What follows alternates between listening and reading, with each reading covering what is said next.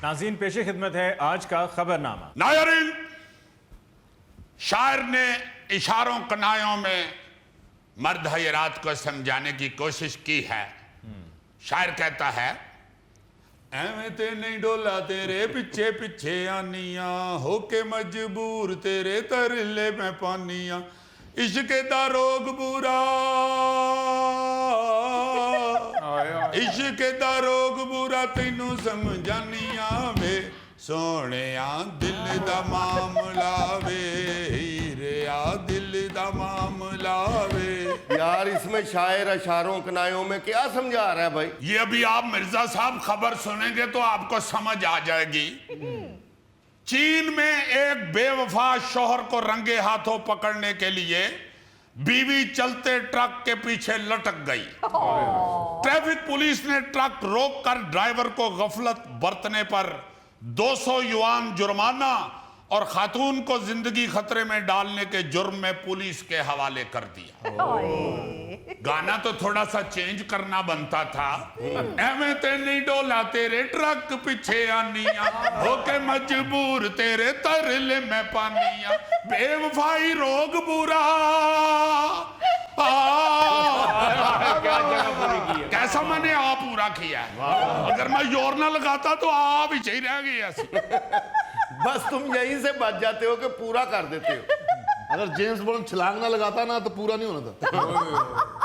जो बंदा बेचारा ना गाने जोगा हो, फिर छलांगा छलूंगा ला के काम पूरा कर। हयूर अली साहब जी, ये तो नॉन सीरियस लोग हैं। आप माशाल्लाह सीरियस भी हैं। आपको मोहतात रहने के लिए ये वाकया सुना रहा हूँ। अच्छा। चीन का ये वाकया है जी। वहां एक खातून को शक था कि उसका ट्रक ड्राइवर शौहर उसके साथ बेवफाई कर रहा है। अच्छा। बीवी ने 2-4 दफा इशारों कनायों में शौहर से पूछा भी है कि तुम अब मुझसे प्यार नहीं ना करते, मैं अब तुम्हें अच्छी नहीं ना लगती, अब तुम मुझे घुमाने भी नहीं ना लेके जाते, ना ही शॉपिंग करवाते हो, ना ब्यूटी पार्लर का खर्चा देते हो। लेकिन शौहर जो है वो, आपको पता है शौहर होता ही चलाक है। शौहर जो है ना उसका निकनेम चलाक होना चाहिए। जो हुआ ही शौहर, तो शौहर तो चलाकी हुआ ना। जी जी, यू आर राइट।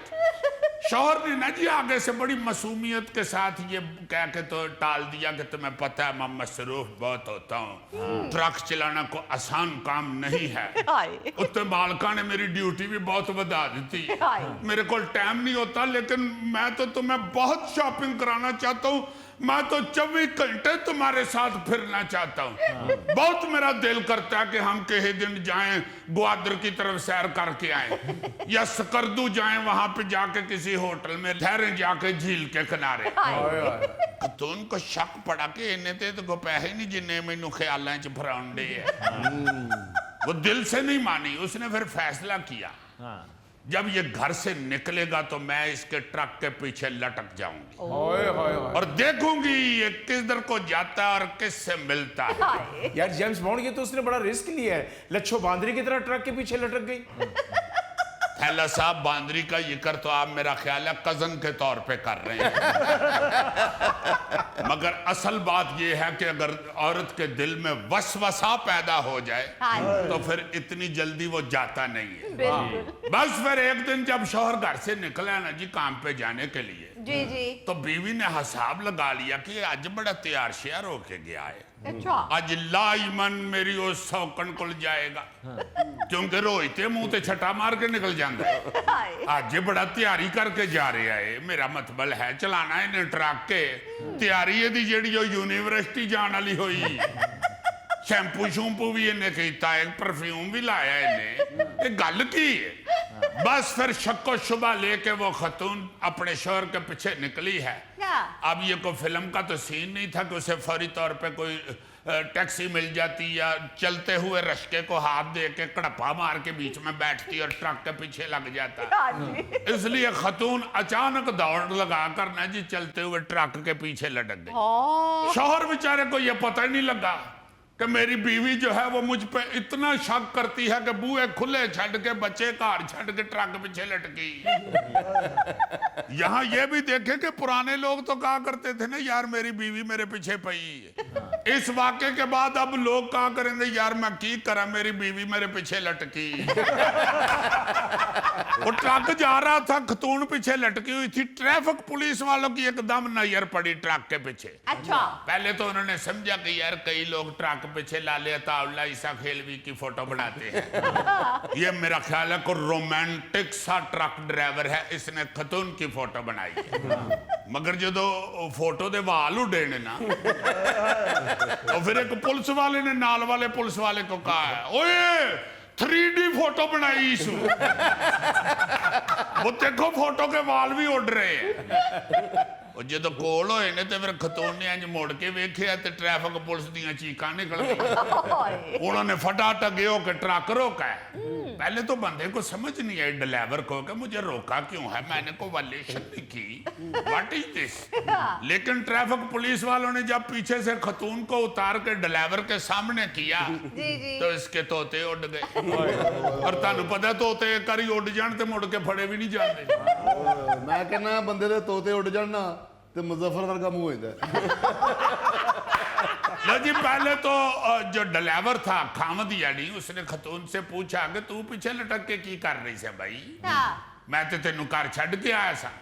लेकिन पुलिस वालों ने कहा कि फिलहाल हमें पूछगिछ करने दो। खमोश, तुसी दोवें जिहड़ा अपना पर्सनल झगड़ा है ना घर जाके कर लेना।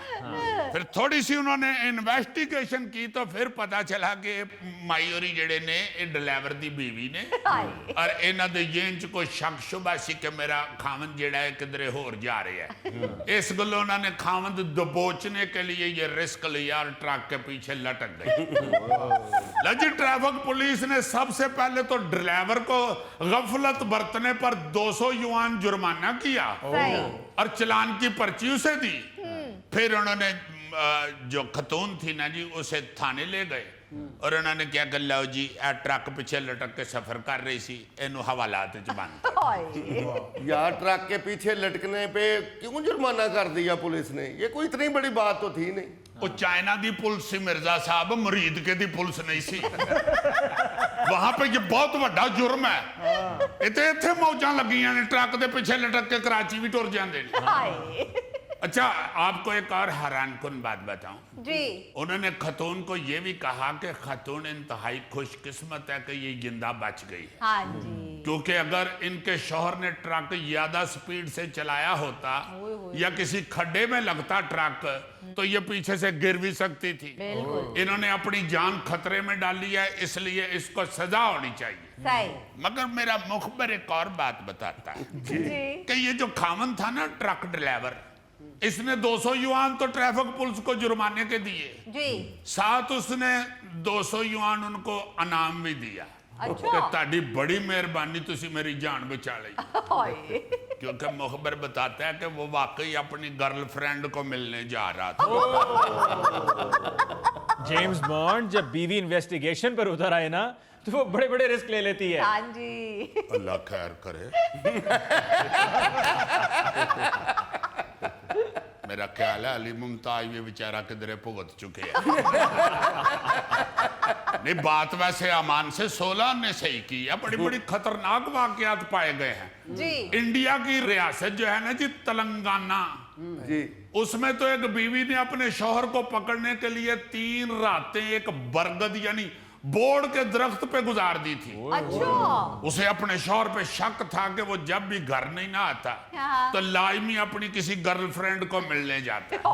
उसने पीछा करके मालूम किया उसका शौहर महीने में 2-3 बार शहर से बाहर एक बस्ती में किसी से मिलने जाता था। अच्छा।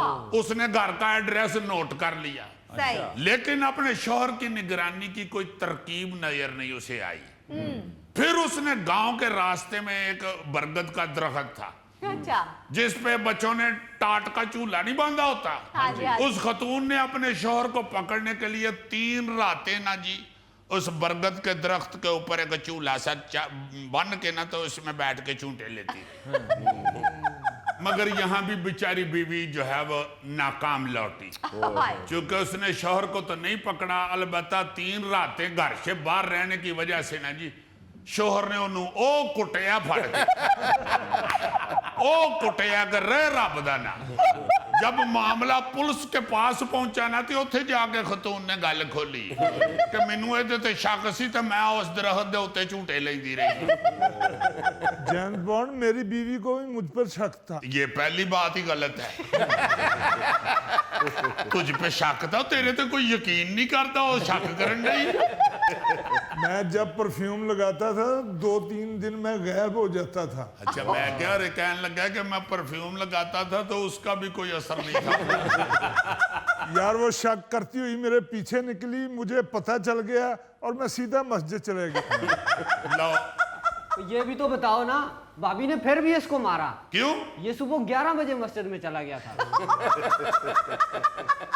हाज़रीन, इसके साथ ही हम लेते हैं एक ब्रेक, मिलते हैं ब्रेक के बाद। यूक्रेन ਦਾ ਵੀਜ਼ਾ ਆ ਰਿਹਾ ਸੀ ਇਹਨੂੰ, ਇਹਨੇ ਠੁਕਰਾਤਾ, ਇਹਨੇ ਕਿਹਾ ਨਹੀਂ ਮੈਂ ਆਪਣੇ ਮੁਲਕ 'ਚ ਮਿਹਨਤ ਕਰਾਂਗਾ। यूक्रेन के पहले बम चलन डे ये बेचारा तो जितना कमजोर है, छुरली चले ने बेहोश हो जाना।